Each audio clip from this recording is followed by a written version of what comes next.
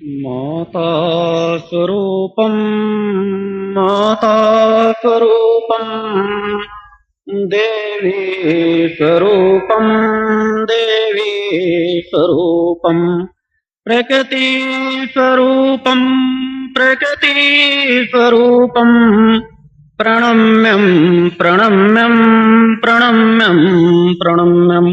बोलादि शक्ति जगज्जननी जगदम्बा माते की।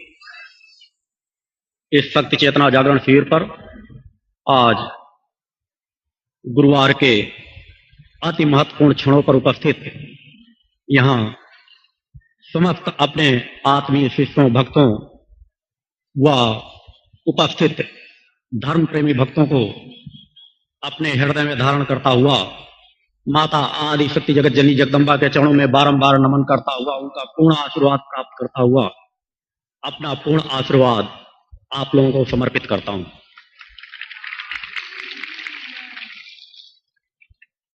जहां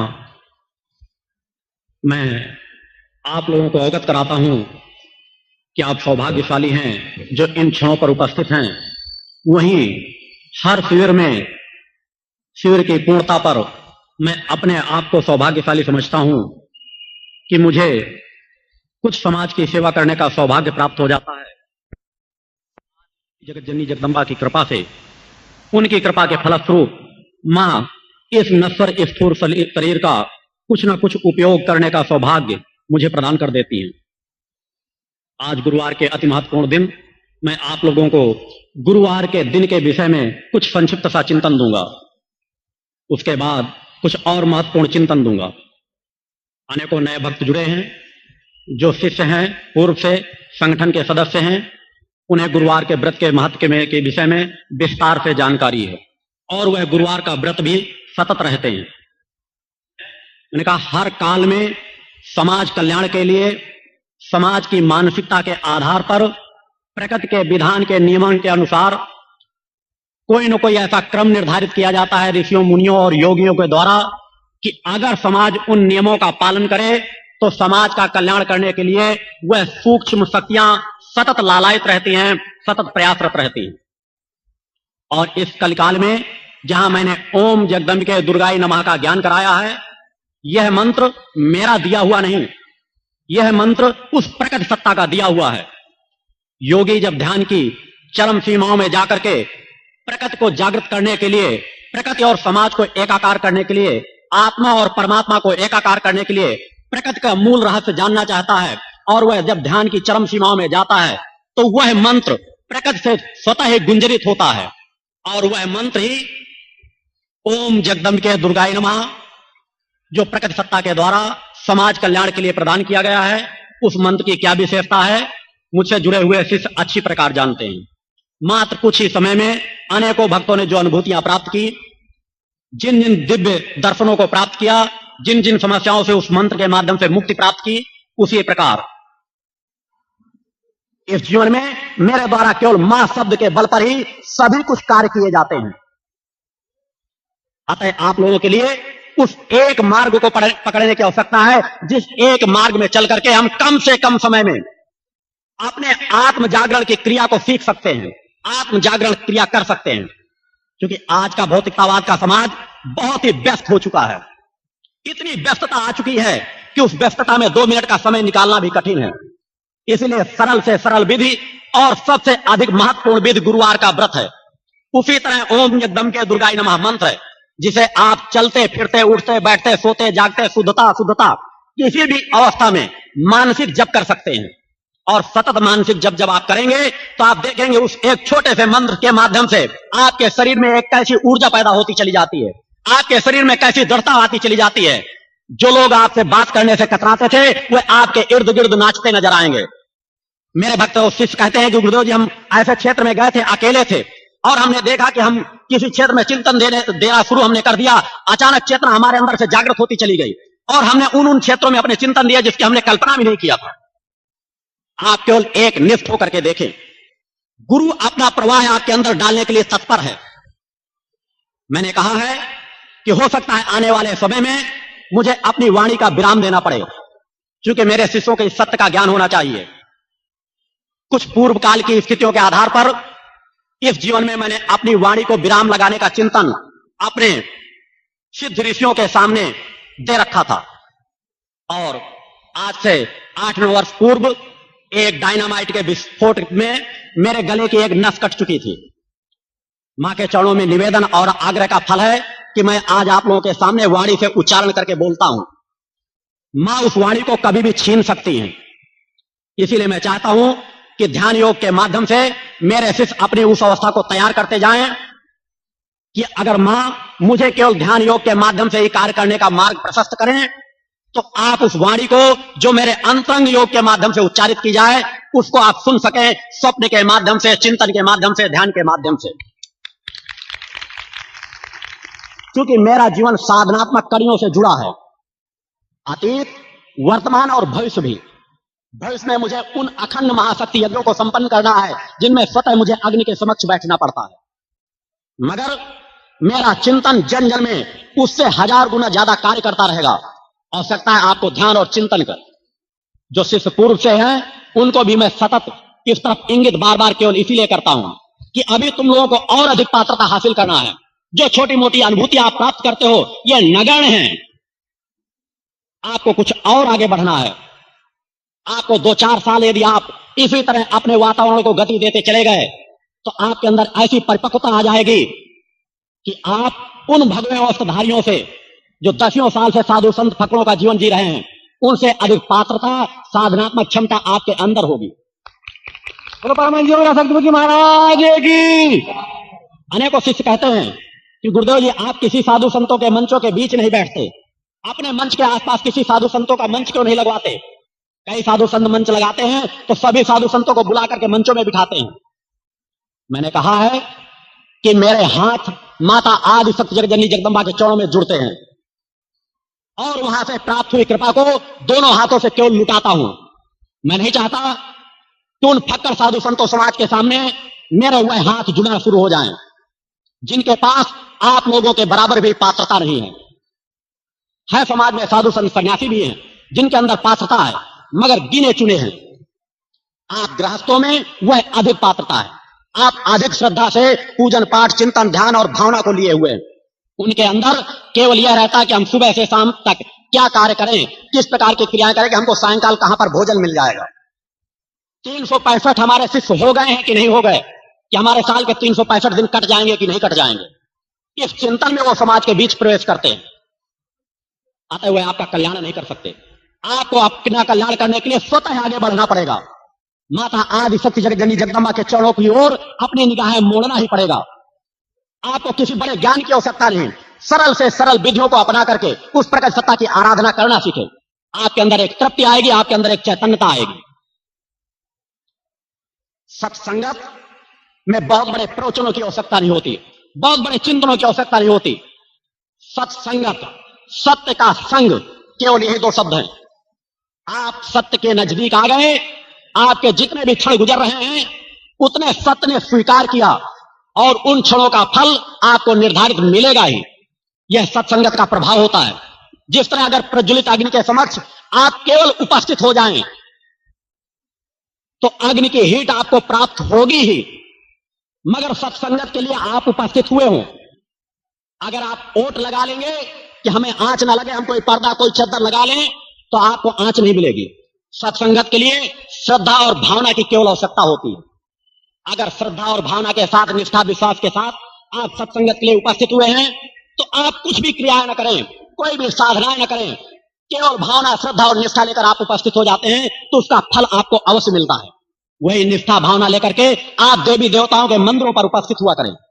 मुझे बड़ी तकलीफ होती है जब मैं अपने युवा वर्ग को देखता हूं, उस युवा पीढ़ी को देखता हूं कि मंदिरों में जाते हैं तो देखते हैं कि कोई देख तो नहीं रहा, हमारे चरण स्पर्श करने का हमारा हाथ झुक रहा है तो कोई देख न ले, हम गुरु के चरण स्पर्श कर रहे हैं तो कोई देख तो नहीं रहा।